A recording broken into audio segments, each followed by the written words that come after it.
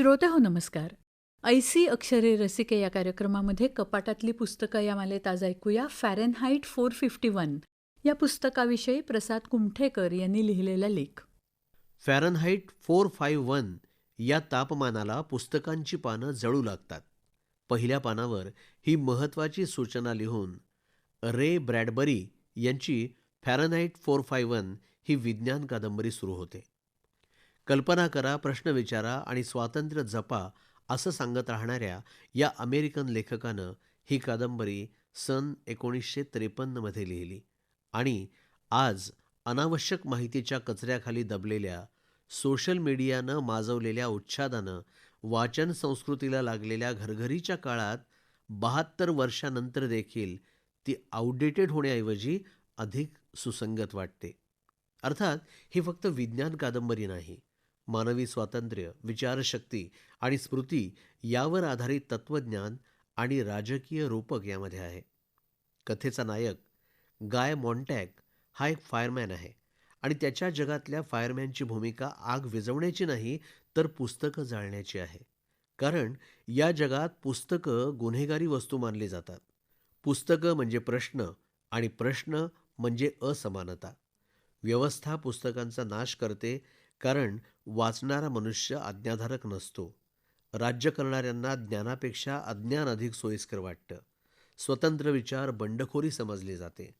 सुखोपभोगांची अद्ययावत साधनं जनतेच्या हातापायाशी आहेत.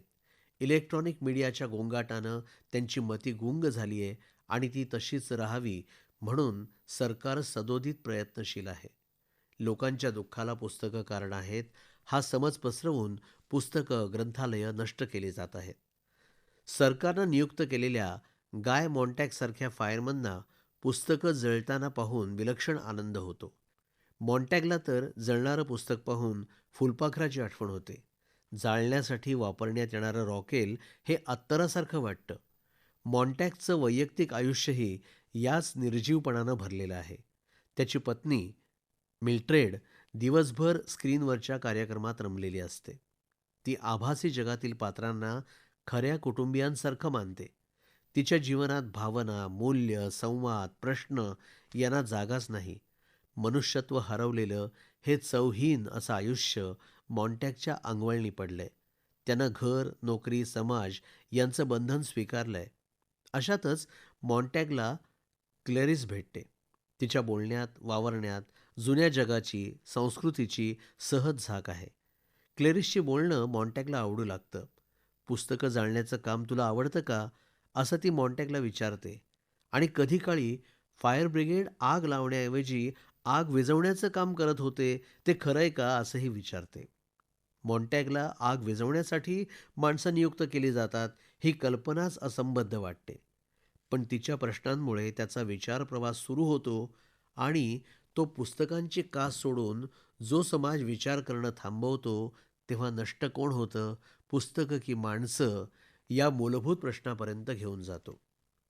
पुस्तकात दिलेल्या स्पॅनिश कवी जुआन रमोन जिमिनेजच्या "जर तुम्हाला कोणी आखीव ताव दिले तर सरळ दुसऱ्या जागी लिहा" या ओळी या पुस्तकाचं सारतत्व आहे.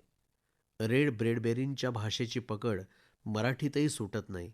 माया पंडित यांनी केलेला अनुवाद अतिशय सरस उतरलेला आहे. पुस्तकाची मांडणी, डिझाईन हे सुद्धा कमालच. अशी वेगळी चिंतनशील पुस्तकं प्रकाशित करण्याबद्दल वाल्डन प्रकाशनच्या अभिषेक धनगरचे मनपूर्वक आभार. फॅरेनहाईट 451 या पुस्तकाविषयी प्रसाद कुमठेकर यांनी लिहिलेला लेख आत्ताच आपण ऐकला. कपाटातली पुस्तकं या मालेमध्ये वाचक स्वर होता दिनेश अडावतकर यांचा. निर्मिती सहाय्य रत्ना मगरे आणि सादरकर्त्या होत्या ज्योत्स्ना केतकर. याचबरोबर ऐसी अक्षरे रसिके हा कार्यक्रम संपला. पुन्हा भेटूया उद्याच्या भागात. नमस्कार.